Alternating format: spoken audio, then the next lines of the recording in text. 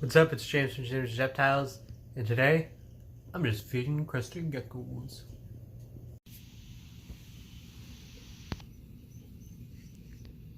Crested geckos.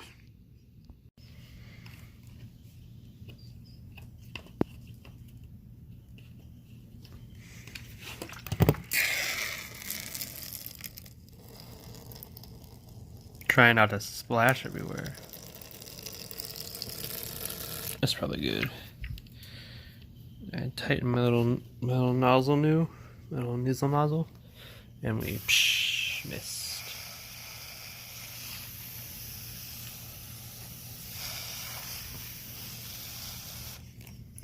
You don't want to do too much when they're on paper towel like this, because it'll just stay soggy, soaking wet.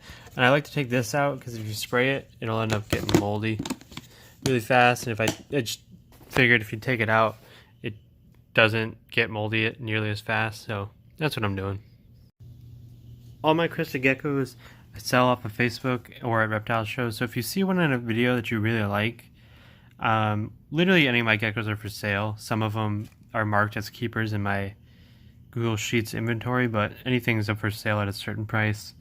So if you see something you specifically like, just hit me up on email, jamesreptiles@gmail.com, James Reptiles on Twitter, on Instagram, and James Walter on Facebook. But some more missing.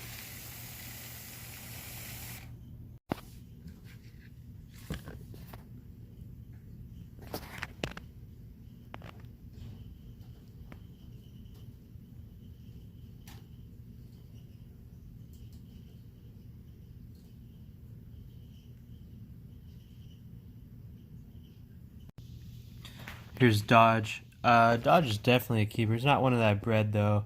It's one that I bought from Pangea, but in person that contrast is just lovely. And I'd love to see Dodge grow up to be a nice breeder male.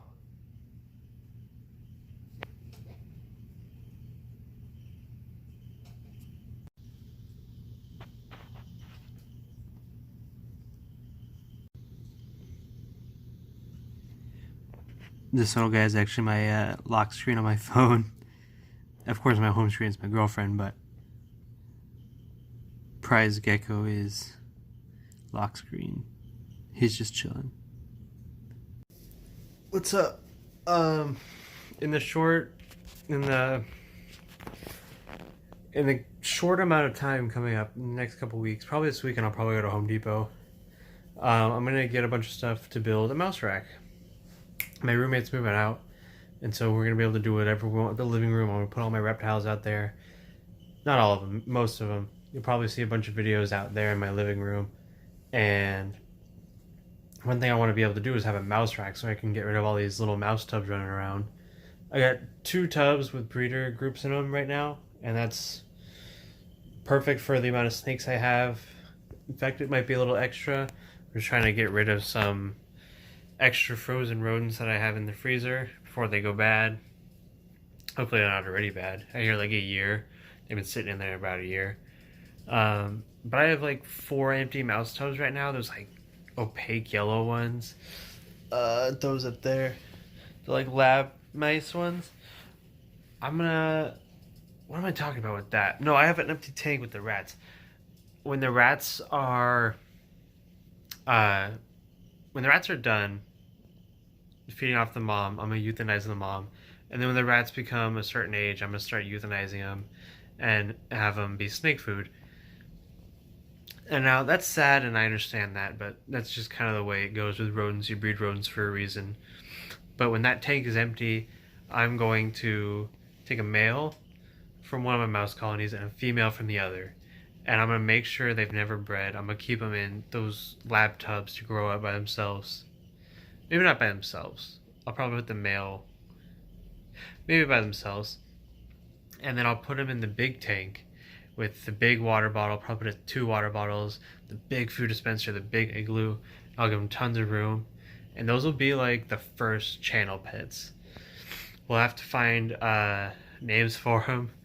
I'll probably do an Instagram poll, so if you want to decide what the name of these 2 mice are, there should be white mice.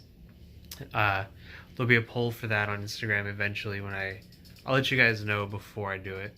But when that happens and they have babies, I'll probably ask if anyone wants any, and I'll probably raise up most of them, and then probably I'll let everyone decide which babies I should feed off or give away. And if there's certain ones people want me to keep, I'll keep them. And maybe we'll just keep doing that until we're like 10 generations in and we start to see a difference in some way. That'd be pretty tight. I'm really into like breeding and then not just picking a different color like you do with some reptiles, but like getting actual like different results. Like my roaches, someone was buying roaches from me today, and instead of taking them all from my regular colonies, I'll sometimes pick some small ones from my large colony and some dark ones from my yellow colony, just to help myself out, just to help fill their tub and to also pick through it even more. And I was looking at my large roaches, and I didn't even want to give them any because there were such large roaches in there. It's getting crazy. It's hard to tell which ones are smaller because they're all just huge females in there. I'm gonna probably give it a couple, maybe like a month before I go through it again, just to help really beef up the colony. So when I started taking them out, it's barely doing anything. And I'll have to show that off one of these days compared. I'll take like 10 random females from there and 10 random females from my regular roach colony, and we'll like weigh them and like all sorts of stuff and see what's bigger.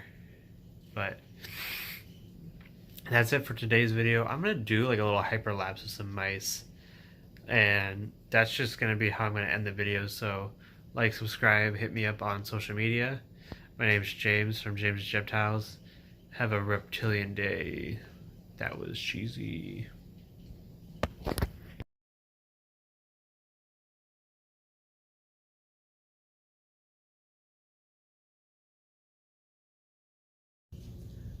I'm an idiot. I realized we don't have to do it with mice, we just do it with the rats. And that'd probably be better anyway, because the rats are all like, they're double Rex rats. So their heads are all different color, and it'd probably be a lot easier, a lot better. I was gonna do a hyperlapse of the rats instead, and then show you the rats, but the glass on the tank is really dirty. So if I did end up keeping a pair of the rats to do a little video and make some pets, I would probably get a new tank. Honestly, I'd probably get a new tank every couple months, just because they mark up the glass a lot. Well, with their pee and stuff. Not that that's a bad thing, but that's just how rats do.